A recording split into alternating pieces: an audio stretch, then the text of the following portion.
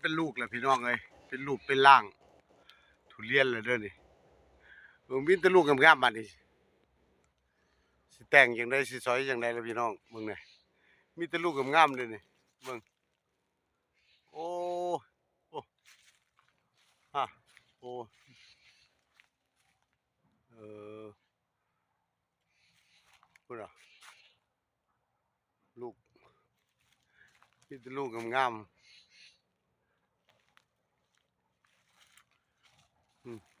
เบิ่งว่าโอ้นี่มีรูปทรงบ่ดีก็มีอยู่บ่หลายแต่รูปทรง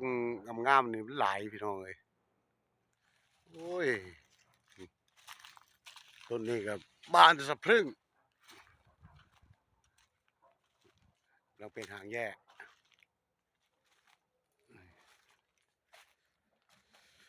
กำลังเป็นหางแย่นี่ต้นนี้โอ้ออกทีหลังซะแล้วนี่พวงวันนี้ต้นนั้นออกมาแล้วรุ่นสองออกมาแล้วรุ่นแรกไปแล้วรุ่นแรกตัดไปแล้ว48 ลูกน้องเอ้ย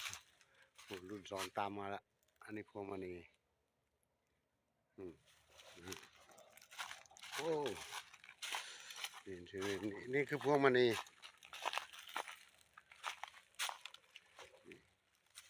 ลูกงามๆทั้งนั้นนะลูกนี้โอ้แจ๋วลูกนี้